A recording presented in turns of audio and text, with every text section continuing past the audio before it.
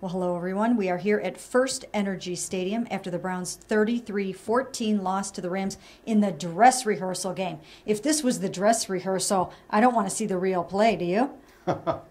They were undressed tonight by the Rams, by, in some cases, second and third string Rams, and boy, you have to look long and hard. I had to do the five players who helped themselves, and I was really stuck after number two or number three. I gave you some at the end and helped you out there. But like Tom said, there weren't a lot of things to be overly excited about for the Browns tonight. But let's talk about the quarterbacks first. That's always what everybody wants to know about. Brian Hoyer, this was his first game since he was named the starter, and it really didn't go well at all. Now, he did have a touchdown at the end of the first half. That was the first touchdown by the first-team offense in 12 series this preseason. It came against a second-team defense, even though they were with the first-team offense, and it came after a 68-yard kickoff return. So they needed a lot of help to get into the end zone.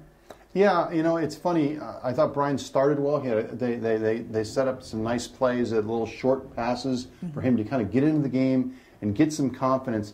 You know, he was rocked on a sack early in the game. I think Robert Quinn got him, and boy, after that he really seemed to struggle a little bit. Had a bad interception thrown into coverage. There was at least two or three Rams there. A couple guys could have got that one. Well, you know what? He did not see linebacker Alec Ogletree dropping back into coverage, and he was throwing the ball to Miles Austin. It was complete miscommunication between the two of those guys.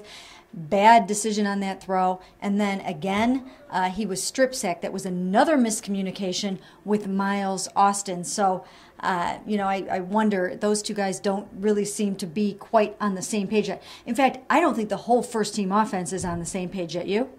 No, and really, it's a struggle. And the first-team defense wasn't on the same page tonight either. They were just as bad, and in some ways, that's the unit you kind of expect, well, they're going to play pretty well. They may wear down, but not the case tonight. Well, you know what? Part of the problem, obviously, defensively, was the fact that Joe Hayden was not in there. Buster Skrine was not in there. A lot of cornerbacks were out tonight, 4 to be all told. So, you know, I think that was a major part of the problem. Justin Gilbert was taken to school tonight. You know what? This is like welcome to the NFL, rookie, wasn't it? Yeah, he really struggled. Gave up a couple of touchdowns, including a short crossing route in which he, was beaten on the play and then compounded it by missing the tackle. He really was the only guy that had a chance to get him. Also gave up a short touchdown. Yeah, it was a tough night for the rookie. After playing pretty well, I thought, in the Washington game, he sees what Joe Hayden has to deal with every night, going up against the best players. Well, they really went after him, and they started going after Leon McFadden again without some of these cornerbacks. But I don't think it's time to push the panic button in the secondary, because when Joe is there, when Buster is there, I think they'll be okay there. Yeah. But again, offensively, I'm still very, very concerned. It looks ragged. Now, they do have time still, obviously, to get ready for Pittsburgh. Johnny Manziel comes in, gives him a little bit of a spark. He scrambles for a touchdown, gets the crowd all fired up again. It's second-team offense against second-team defense, but there's still something about Johnny Manziel.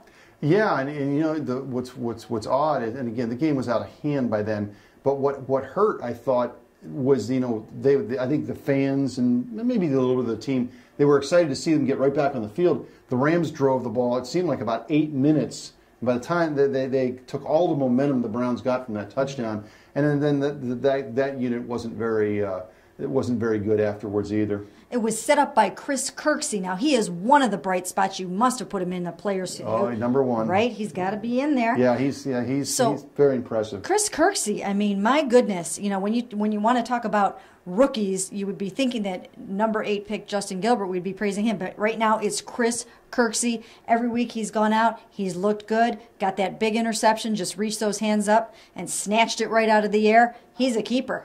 Yeah, and it's funny because he and Carlos Dansby have formed a pretty good friendship, mentorship. Dansby says that Kirksey reminds him of him when he was young in his career, and he's really trying to take him under his wing and helped him. And boy, he's been impressive since the beginning of camp. Coach says he's sticking with Brian Hoyer for the Steelers, and he's still not really ready to put that Johnny package in. I have my doubts about that. I think you might want to get a few plays ready for Johnny. This first team offense needs all the help it can get. especially after this 33-14 loss to the Rams at FirstEnergy Stadium.